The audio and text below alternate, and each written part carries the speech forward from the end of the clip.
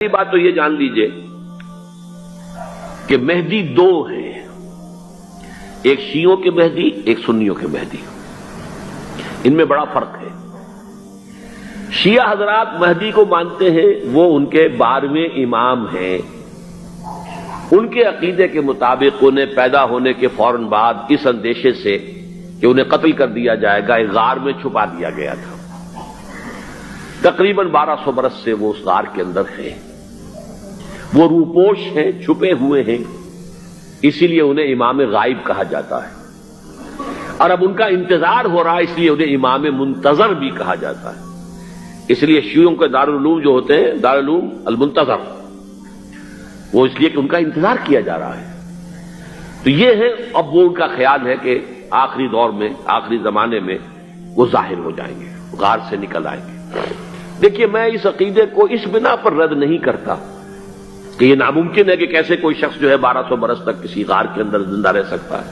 نہیں، میں سمجھتا ہوں ممکن ہے۔ 300 برس تک اصحاب کہف رہے کہ نہیں رہے؟ سوئے رہے۔ 300 ایئرس ہم مانتے ہیں۔ حضرت عیسیٰ اسی حیات عرضی کے ساتھ 2000 سال سے موجود ہیں آسمان پہ کہ نہیں ہے؟ آپ کو معلوم ہے حضرت عزیر 100 برس تک مرنے کے بعد دوبارہ زندہ کر دیے گئے۔ فَأَمَاتَهُ اللَّهُ مِئَةَ عَامٍ ثُمَّ بَعَثَهُ۔ تو ناممکنات میں سے کوئی سوال پیدا نہیں ہوتا۔ لیکن یہ کہ آیا کوئی امامت معصومہ کا تصور قرآن اور حدیث سے ہمیں ملتا ہے؟ پھر یہ کیا یہ موروثی امامت کہ حضرت علی کی نسل جو حضرت فاطمہ سے چلی ہے اسی میں یہ امامت ہوگی؟ اس کے لیے ہمارے پاس کوئی دلیل نہیں ہے، ہم اس کو تسلیم نہیں کرتے۔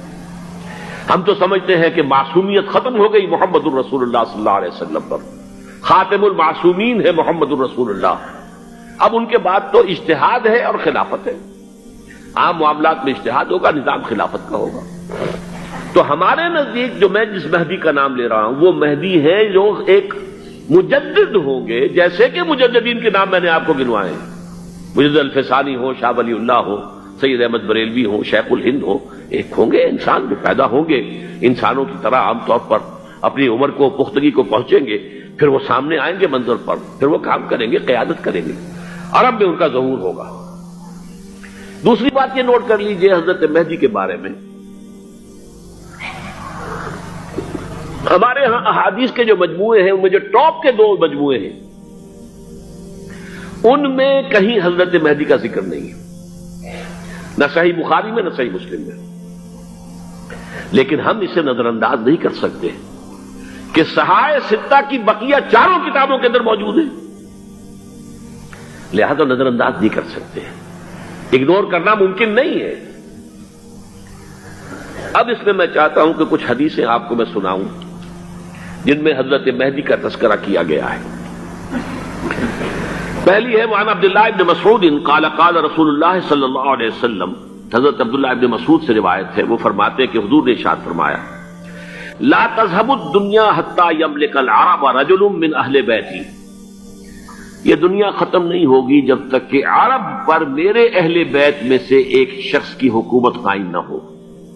اور آپ کو معلوم ہے کہ آج تک عرب پر حضور کے اہل بیت کی کوئی حکومت قائم نہیں ہوئی،